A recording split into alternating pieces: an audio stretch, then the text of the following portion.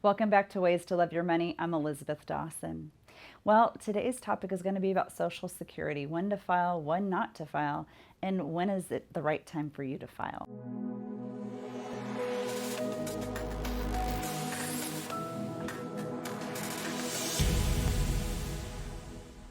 Whether you want to take Social Security at 62 or full age of Social Security, depending on the year and the date you were born at 66 and a few months or a half, or 67, or if you're still working and you want to wait until 70, what does that look like?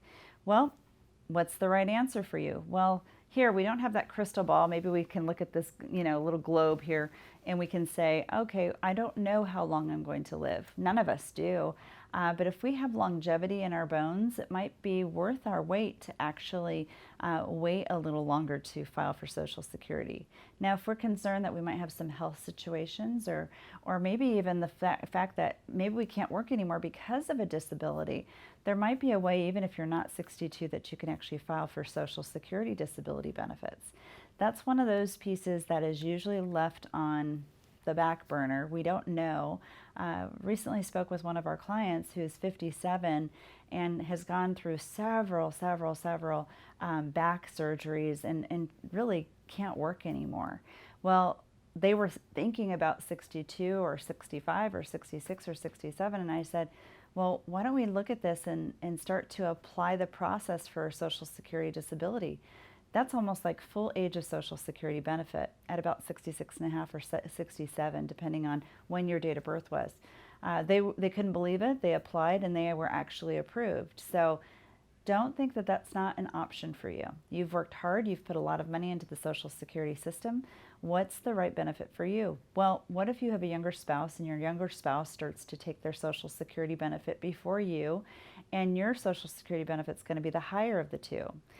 Well, this is a big strategy that people look at, and some laws have changed with this. But, if your younger spouse is starting to take at 62 and maybe their full Social Security amount is less than your 50% of Social Security amount, this is when you're going to want to talk to a professional about this. This is something where you want to get all the facts because historically they say that there's literally over 10,000 ways to actually apply for Social Security. We have a Social Security kit that I'd love for you to reach out to us so that we can get that sent to you and get it downloaded. Give us an email at questionswithanS at elizabethwithanS.Dawson.com.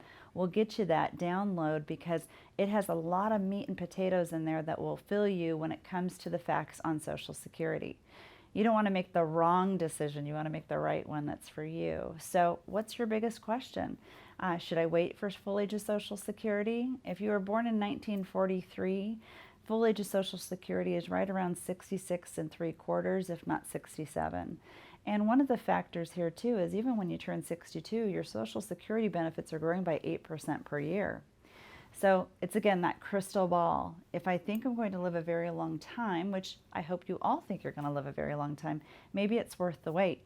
But there's a Social Security maximization calculation that you should do.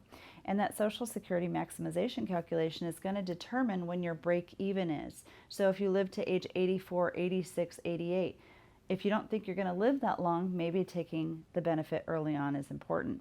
Again, talking about that client that I was mentioning before as well, because the spouse, getting a little closer to retirement, he was looking at a situation of saying, well, if I take it at 62 and I live to age 84, then that will be my break even if I were to have taken it at 67, because they were leaving about $75,000 on the table.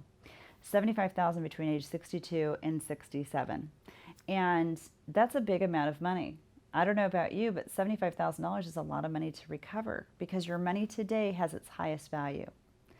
And at age 84, maybe that's 25 years from now, maybe that's a little too long for you to wait. These are things to take into consideration. The answer to the game in retirement is all about income. It's income, income, income. Income planning is the most important thing you could be doing about your retirement planning. So Social Security is an aspect of that. Maybe a potential pension, maybe that 401k. How do you turn that 401k into a retirement-like income? Those are questions you should be asking because if you have enough money coming in each and every month to accomplish your goals And to accomplish your goals, you're not so worried about the market going up and down or how the economy is doing. Under the circumstances of our market correction here in 2020, there's a lot to be said about that. If you have a paycheck coming in, you can actually still go and stimulate your own personal economy, and you can live the life that's based on your goals, dreams, and desires. So if Social Security is on your mind, call us to get that kit, 619-640-2622. We want to be an advocate to help you out and make the best decisions possible. Stay tuned. Next week we'll have another episode. Take care.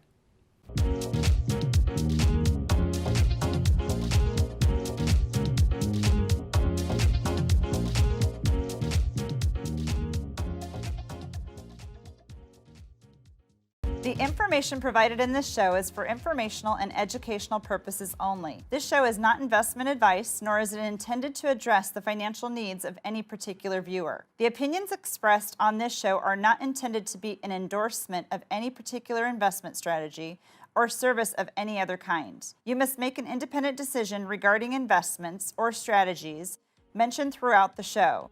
Before acting on information in this show, you should consider whether it is suitable for your particular situation and strongly consider seeking advice from a financial advisor.